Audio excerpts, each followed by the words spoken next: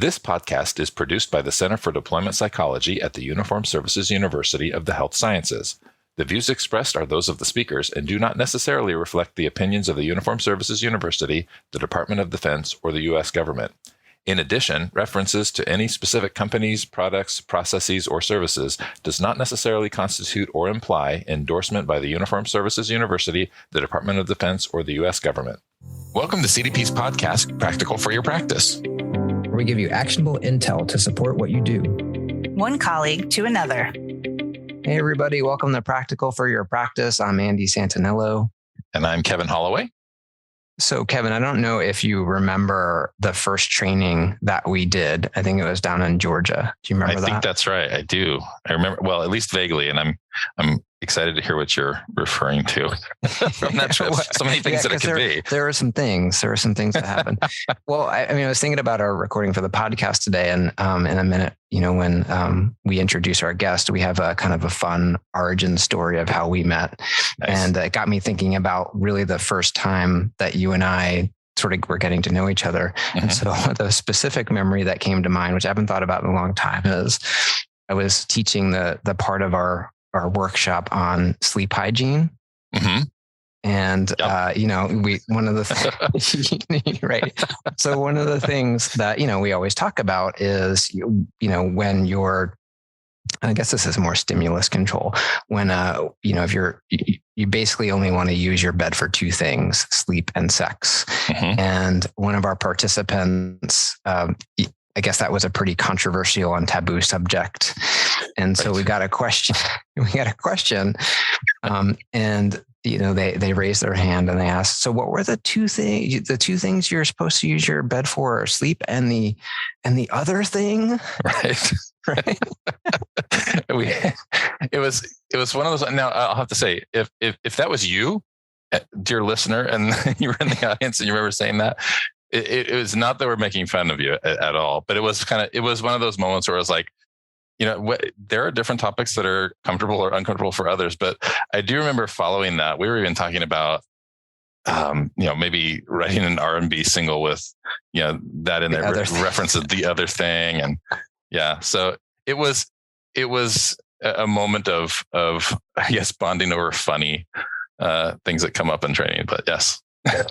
Well, and I'm glad what you said about sort of, different things can come up that are taboo, maybe a little bit sort of unexpected. And our topic today, anger, is kind of one of those things. It's, you look at a lot of the Roman philosophers. I think Cicero said there's nothing, I'm going to mess up the quote, but basically like anger is this like disease, and it's like the worst thing that humans can do, and we should get rid of it.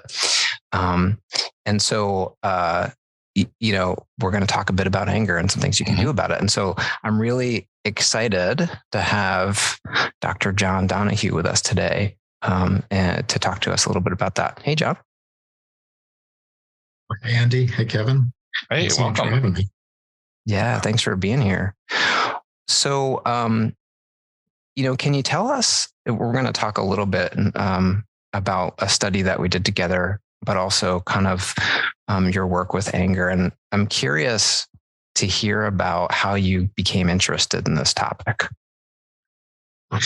Yeah, absolutely. So, just a little bit of background. I'm currently an associate professor at the University of Baltimore, where I primarily teach in our master's program in counseling psychology, and also conduct research. I've been there for about 8 years. And then I also do clinical work on the side at a nearby practice called the Maryland Anxiety Center. And, thinking about my work with anger, it really goes back to before I went to graduate school to train as a clinical psychologist. And shortly after graduating college, I started working for the judiciary in New Jersey.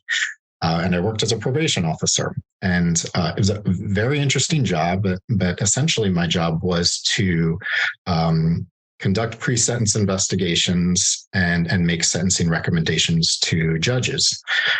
So if someone's convicted of a crime, there is a background investigation that's done and a report that's written up that includes all the elements of what they're charged with, and also information about themselves. And then you make sentencing recommendations based on that, and the judge uses that to guide their decision. So it was a really kind of super interesting job, but you got a window into people's lives, right? Often at what may have been, the worst moments of their lives as they're about to be sentenced for a crime. You also got a window into, what the sentences were. And oftentimes when people had an offense that was related to assault or something like that, and the sentence was something like probation, they're not going to prison, but they're going to be on some sort of supervised release, anger management was mandated. And I didn't know anything about anger management. I kind of knew about it in the same way that the general public knows about it. That's a thing people do when you get too angry and you lash out. It's supposed to help you calm down or build some skills. Again, I have a very superficial understanding. But the thing that always kind of got me was, seeing what folks were charged with, seeing their history. Oftentimes it didn't really seem to involve any anger. And I got curious about how this consequence was kind of levied out in a very kind of loose and heterogeneous way. So that got me thinking about, okay, people can aggress, people can be, violent towards others, and it's not necessarily related to anger. And then oftentimes it clearly is. And I got curious about that. So, I was fortunate to do some more work related to anger and the treatment of anger in graduate school, and then continued that work during postdoc. And that's where you and I started doing quite a bit of work together. I did not know that bit of your history, and that really sort of puts the work that you've done and your interest in the topic in a totally different context. So, the place where we sort of met on your journey was when I think you were at the Philadelphia VA, and you were a practicum student, right? Yeah, that's right. Yeah, and I think I sent you an email for some consultation, some resources. You did. I remember that. And you were actually working with another CD peer that we love and often have on the podcast, Dr. Lefkowitz. And I remember getting that email, and you were asking about, ACT for anger. And there was this little protocol that I put together for our residential program. And I think I said to you, don't do it. Don't do this. It hasn't been validated yet. Do traditional anger management. That's exactly what you said. Yeah. So there's something along the lines of, we developed this protocol, but there's really no evidence out there that we can consult to say that it works. Yeah. So then what happened? So, right. Yeah. The natural next question. I took Andy's advice, and I, put together an anger group at the Philadelphia VA. And I used a kind of standard cognitive behavioral therapy protocol that had been studied quite extensively. And that was the focus at that time during that practicum experience. And it was a really wonderful experience as far as getting exposed to, what are some of the empirical supported approaches to working with anger, particularly anger in a military veteran population. And just for our listeners, could you mention what are some of the basic tenets of like really kind of standard anger management approaches at the time? Yeah, absolutely. So if you start with, what anger is, and you can think about anger as really an emotional experience that varies on a continuum with, mild irritation at the low level on up to something like, rage at the high level.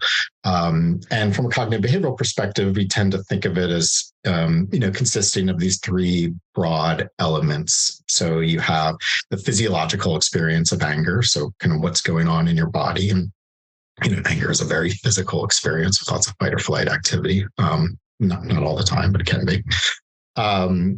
The kind of cognitive elements. So what are the thoughts that might be going through your mind that kind of prompt anger or strengthen that experience? And then also your behaviors or your behavioral urges. So how are you responding to it?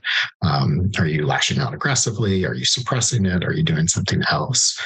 So a typical CBT protocol typically employs techniques that can target those three areas, really beginning with psychoeducation around what anger is, then moving into some more behavioral techniques that can soothe that physiological activation. So some deep breathing or relaxation techniques. And this is just an example. They're going to vary across protocols.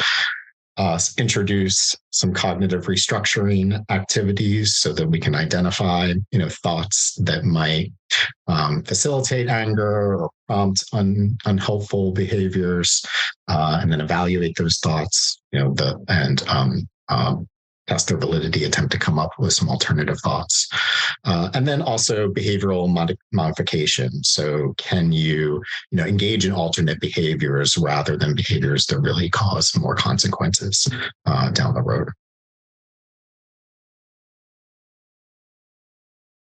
And, the ACT approach or the psychological flexibility approach is a bit different from that. So as you described it, traditional anger management might focus really on that experience of anger, trying to almost dismantle it. What are the cognitions that are leading to it? How do you sort of calm down the physiological responses? And the idea is that is going to lead to less aggressive behaviors. Is that pretty on target? Yeah, I would say it's exactly right. Very kind of mechanistic in that way. You and I had a different sort of idea about this, that it wasn't necessarily anger that was the problem. It was really the lack of values consistent behavior that was occurring while somebody was angry. And we thought that maybe there might be a way to sort of shift the perspective and work on that more behavioral component, and also one's relationship with anger to maybe have different outcomes. And that's sort of how we came up with the idea of doing this pilot study. Yeah, that's absolutely right. So I took your advice at that time, which was excellent advice, by the way, but was always interested in kind of continuing with that work and studying that protocol that you had developed. So kind of fast forward to after I completed graduate school and went on to a postdoc at the Portland VA Medical Center out in Portland, Oregon, and it was a research and clinical postdoc. So part of what I was going to do was construct a research project, and I was working primarily in the PTSD clinic there for my clinical work, and it just seemed like that was the time. To really take the time to study this, right? So at the time, it when you and I first emailed, that protocol wasn't really ready for prime time, right? Is my read from you. But this was a nice opportunity for us to evaluate, whether or not it was, or at least get some preliminary evidence. And kind of thinking about that psychological flexibility model, right? So you think about, okay, what is psychological flexibility? The ability to kind of be open and in contact with our internal experiences, as a conscious being in a very present way, and then also shift our behavior or persist in behavior towards valued ends. So there's a lot of components there, but really, I think in contrast to that traditional CBT protocol, focusing on not just what is the anger experience, but what's your relationship with the anger experience, and then also, how do your behaviors line up or don't line up with what your values are and what's important to you and what you want to move towards in life? It's really fascinating. I think about the kinds of clients I've worked with before that come with a presenting concern of anger or needing anger management skills. And it seems like if you distill down to what it is they're asking for some kind of intervention that'll make sure that they never feel angry again. Like that seems to be their focus or their intent. And of course, I mean, I don't know that that's possible or even an actual good thing for somebody, but it certainly feels like what you're just describing is really more about that, recognizing what our relationship is to anger and making value-driven choices. I mean, I'm thinking of Russ Harris's choice points and things like that.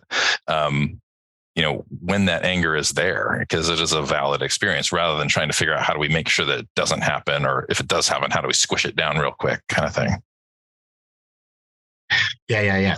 Totally. Right. We come in and everything would be better if I just didn't get angry. Right. That's kind of the approach. Not everything, but things would be better. And we're also kind of socialized to that perspective. I think even if you go back to the term that is so commonly used out there, which is anger management, right? We need to manage that anger. We need to kind of do something to bring it down.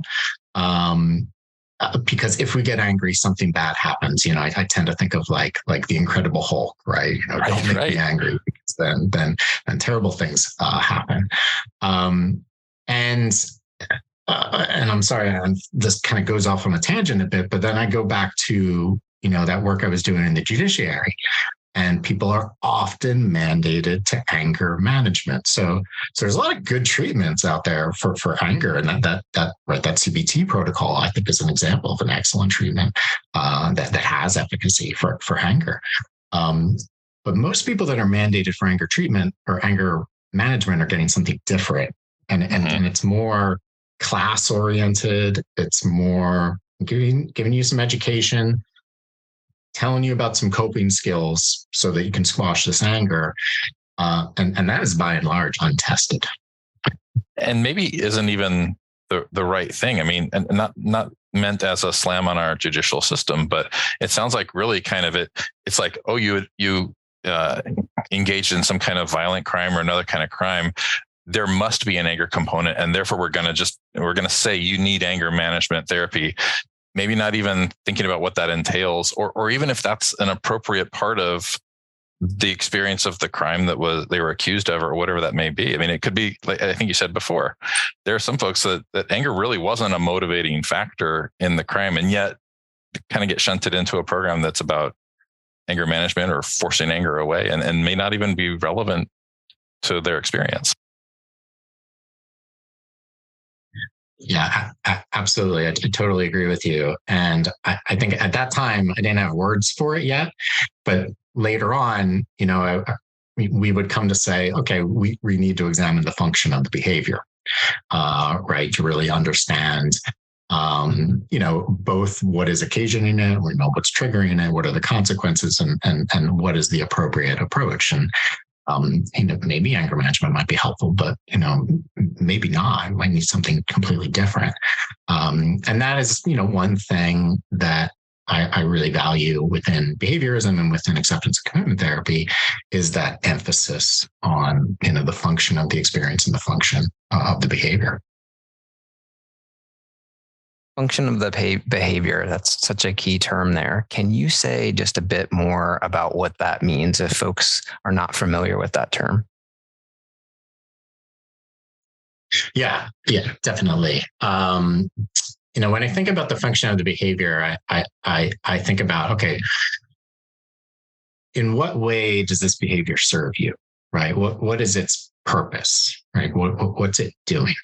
And if we just kind of think about the experience of anger, right? Anger can serve a lot of different purposes. One purpose that we often see, I think, in clinical work is that it can serve to avoid other uncomfortable experiences. So maybe I feel anxious, or maybe I feel shame. And that's A, extremely aversive, and B, associated with a feeling of lack of control. And if I get angry, now maybe I feel some control, right? It's different. There's other purposes as well, right? It might be associated with, might provide me with a feeling of safety, feeling of protection. Anger, I think it's important to say that, there's nothing wrong with anger. It's a really, functional, useful, effective emotion. There's reasons why we feel it. And when there's an injustice, when we sense an injustice or are faced with an injustice, anger can motivate us to act on that, to change that. So ultimately, long story long, right? We always say long story short, usually after we kind of go off on a rant, but long story long, what are the kind of environmental circumstances around the behavior, and what is the purpose of the behavior? This is such a critical point. If you just sort of take it as a rule that anger is bad and it's avoidance, right? You might then assume that the best thing to do is to get underneath the anger and find out what this is really about. I'm thinking of a client that I've been working with recently who's in a pretty bad situation. And, they were telling me sort of almost apologetically that they were angry about it and they were comfortable with it. And, I was putting myself in their shoes and thinking I would be really angry. And my comment to them was maybe you're not angry enough about this, so in this situation, the anger might actually help them to feel empowered and to be a bit more assertive. And so one of the advantages I think about kind of the model you're talking about is it lets clinicians, not sort of a priori meet anger that's coming up in the session as something bad that we have to reduce or eliminate, but to be more curious about what is this really about? That's an important, insightful point. It kind of opens up the whole spectrum of how to approach it rather than forcing only one approach or one direction of approach. Yeah. And it brings to mind this notion that the two can coexist, right? Even, and I can experience problem anger, ways in which, my experience of anger, my behavioral responses to anger are causing difficulties in my life, promoting suffering. And yet there are also going to be plenty of times where I'm angry and it's justified, right? It's a signal that something's going on in my environment that needs to be attended to. And as you said, Andy, maybe there are instances in which I'm not angry enough, right? So this, again, I kind of, not to belabor the point, this kind of perspective that I think we're kind of socialized to, which is we shouldn't get mad, we shouldn't get angry, can be problematic in that way, because we might not actually be, fully aware to our environment and the consequences of suppressing that anger. Can continue in harmful situations. I'm thinking of maybe a relationship where a person is actively, harmful to another person, but they kind of suppress the anger, feel like they shouldn't get angry. And then that allows them to potentially persist in that relationship in an unhelpful way. I'm thinking a lot about the veterans and service members that I've had a chance to work with, and I know you've worked a bunch with them too, and Kevin as well. The sort of attitudes and thoughts about anger can go in all sorts of different directions, from really sort of affirmative, positive attitudes about it to almost a fear of even the experience of being angry. I think that, like what you were saying about that assumption, that societal assumption and socialization into thinking about anger in a specific way. And so, when you're working with somebody in session and you do get a sense that maybe their attitudes or the sort of the programming they have around the experience of anger is maybe getting in the way of the client really appreciating the function of their anger, what might be a question or something that you might do to help them to be a little bit more curious about that? Yeah, so that's a great question. I'm kind of trying to put myself in the room right now and think about that. And I think first, I might settle into what the experience is here, right? In the here and now. What is the person noticing? Because I think when we just sit at that anger level, right, there's lots of ways in which we get kind of fused or entangled with that. But, what exactly is coming up for you? What's in your body? What's going through your mind? What is it that you want to do? And then also, a couple elements, exploring, how familiar that feeling is, when it comes up.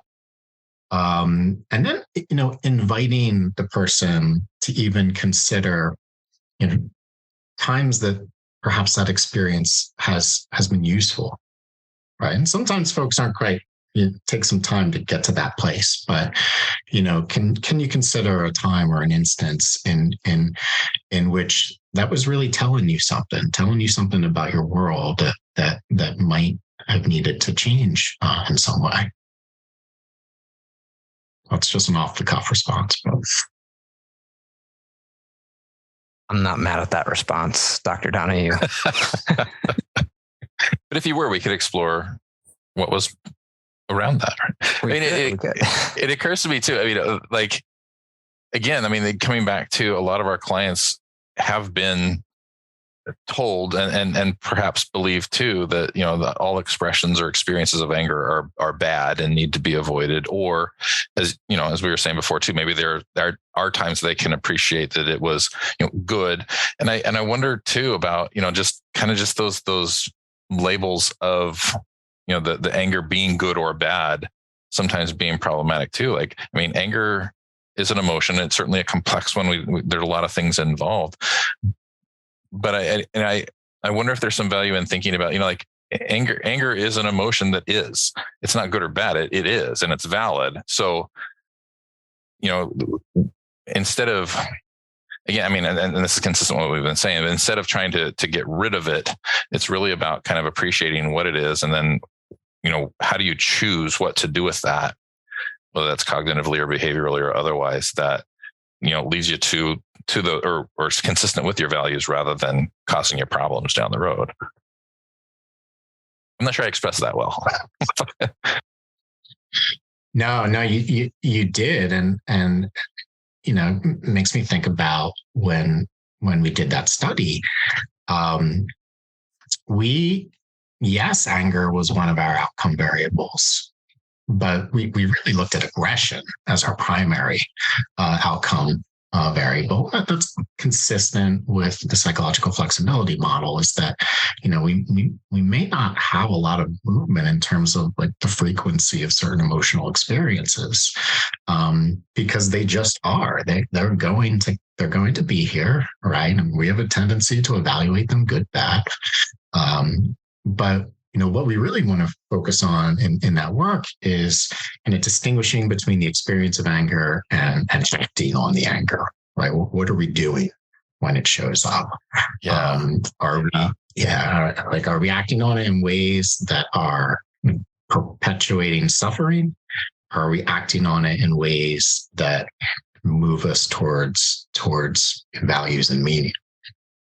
I love that. I think we too often, and we as humans, but even we as clinicians or we as people who are involved in the judicial system or whatever, often conflate anger and aggression in ways that unfortunately, kind of send us down, roads that are like, oh, we're going to mandate anger management because really what we're looking for is reducing aggression, but we're getting those confused. Starting from the place where a feature of a fully functioning normal human nervous system is to be angry sometimes is a different starting place, than I think maybe the perspective of anger management would, sort of come from. So that's sort of a bit of a radical shift. And then, the goal then being getting better at feeling angry. Yeah. And also, doing what is important to you whilst being angry, considering that we're probably not going to we're not going to stop anger from being a feature of how we feel from time to time. Yeah. Well, so you guys have mentioned the study a bit here and there, and we're certainly picking up some pieces, but I wonder if you would tell us a little bit more about the study, what you found. I'm curious. My research nerdiness is really kind of blinking here. So. Yeah, so it was a lot of fun, and that's the first thing, and also just want to. That was our main outcome measure. Did we have fun doing it? And we're off the charts. Yep. Perfect. Check. Right. The reviewers asked me to remove that from the published results, and I was a little bit worried. So where do I want to start with this? I think first, again, the researcher side of me wants to say, this was really a pilot study. We didn't have a control group. It was an open trial, which means everyone who comes in gets the intervention. While we did measure outcomes related to does this seem to work, the most important metrics at that point in time were, is this feasible? Do participants seem to find it satisfactory to some degree? Is this something like proof of concept? Can we implement this? And we can look at those outcomes related to was it effective, but we always have to take it with a grain of salt because we don't have a control group. So, all right, get off my pedestal there. So, I reached out to Andy again and said, all right, we're in a different situation now. I think we should do this in a research context. And what we did, and I think your protocol at the time was 6 sessions or so. Yeah, it was 6 sessions. It was like a rolling group. It was meant to be like a group therapy. So there was all sorts of reasons that it wasn't going to be a great research protocol. Right. Yeah. So we looked to the literature, and there were very few writings on ACT and anger at that time. There was a good there's a book by John Forsyth and George Efert. I hope I'm pronouncing his last name right, but it's Act on Life, Not on Anger, I think is what it was called. So we pulled some resources from that and really expanded out your protocol to 12 sessions. And I'll say that recruiting participants was not difficult. In fact, most of the clinicians at the VA at the time, at that Portland VA, were at least in conversations, were enthusiastic because they worked with a lot of clients that were struggling with anger. This was a nice kind of resource that they could also engage in addition to their normal course of care. And so we didn't have any diagnostic criteria. You didn't have to have any specific diagnosis. There is no anger disorder in the DSM. By the way, that's a whole other maybe podcast episode to talk about.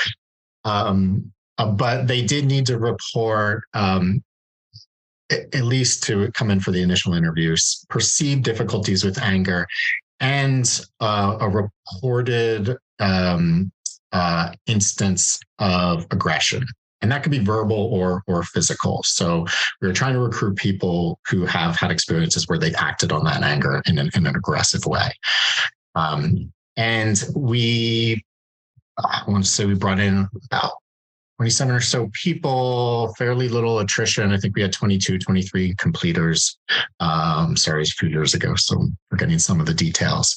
But they went through the groups. And the groups were conducted by, again, small pilot study. They were conducted by myself and my colleague, Mary Marsiglio. She was a postdoc at the time. She's also a clinical psychologist. And the outcome measures that we employed were anger. So we used the dimensions of anger reactivity. Also a 1-item temper scale. In addition to that, we used measures of aggression, one validated measure, the aggression questionnaire, and then also self-reports of kind of like a daily, like a self-monitoring of perceived aggressive experiences. We also had a measure of experiential avoidance, AAQ or the AAQ2, and a measure of quality of life. We used the quality of life inventory. So then we measure people at baseline. Don't think we did a I don't think we did a mid-treatment measure. That was a miss. I wish we did that. And then follow up, and then we did a 3-month follow-up after that. And we found that self-reported aggressive behavior reduced. There was kind of a moderate effect size. There were large effects on experiential avoidance. So experiential avoidance or psychological flexibility, people say the AAQ measures different things. So experiential avoidance or psychological flexibility went down at post-treatment, and it continued to go down at follow-up. And that was particularly interesting. That was a large effect. There was no effect on anger itself. So fascinating. Our anger group was unsuccessful in modifying the experience. Terrible at reducing anger. Yes. However, in line with what we've been talking about, that's not necessarily a problem when you are seeing self-reported aggressive behavior going down and experiential avoidance going down. And follow-up interviews, we did had a qualitative element to that. Kind of reflected that, some of the statements that people made, but overall it was feasible. We were able to implement it. Participants routinely rated it quite high in terms of their satisfaction, and we had some interesting findings in terms of anger versus aggression versus experiential avoidance. No changes on quality of life, but there's also all sorts of subscales we could have dug into that we didn't. But that is fascinating, and I mean, as much as it's almost a little funny to say that the anger management group didn't reduce anger, that's really consistent with, like you said, it's consistent with what we've been talking about. Like you wouldn't necessarily expect the experience of anger to reduce because it just is. It's the problematic things that come from that, the aggressiveness and other things. So I mean, that's really fascinating to me.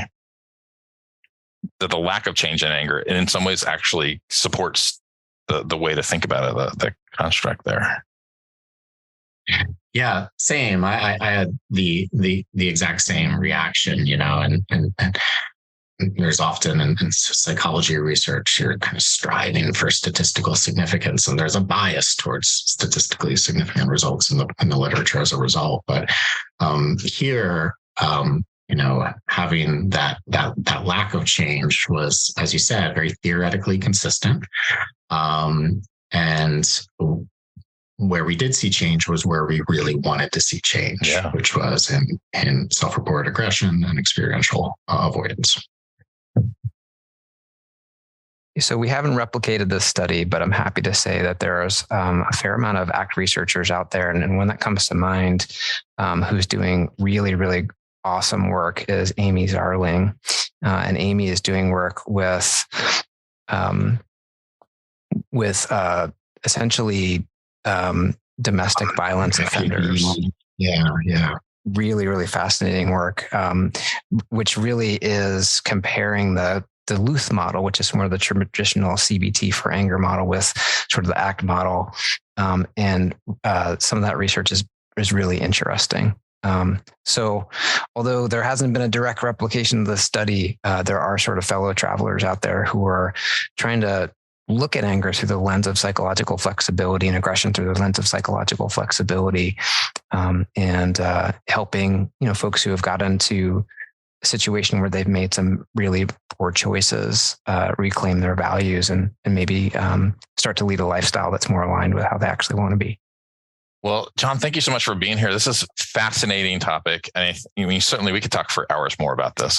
And, just as we always do in this podcast, this is practical for your practice. We like to leave with some actionable intel, basically some tips for our listeners. Like, what are things they can take away from this episode and implement currently, things they can do right now to maybe respond to or meet their client in, in a place where anger or anger management, anger expression, aggression is part of that presentation, what are some things that our listeners can do to improve how they interact with a client like that? Yeah, great. Again, I'm going to try to contain myself because I feel like there's so much more to talk about. But again, I think going back to function, right?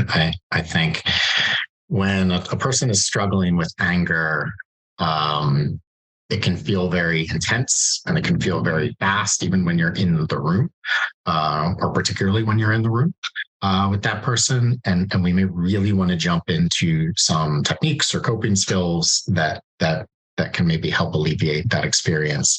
And in contrast, we could take time to explore the experience more, kind of lean into it, really try to understand it, right? Having the person kind of track their anger experience, understand the context in which it shows up versus when it doesn't, and really taking the time that we should to examine the function of the anger experience or the aggressive behavior, so that we're in a good position to respond effectively rather than kind of toss coping skills. Not saying that we're out there tossing coping skills at people.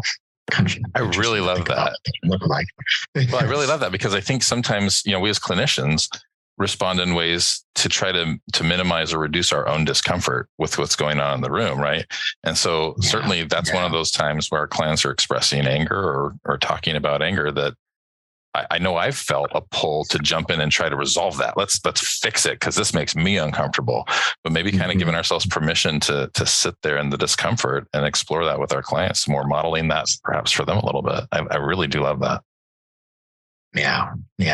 And just a really so well said, right? And kind of a fundamental component of more acceptance and mindfulness based approaches, which is, we have to kind of come to terms with our own discomfort, our own tendencies to maybe avoid or do something that might seem helpful in the moment, but really it's in the service of kind of feeling better or avoiding some experience that's difficult there.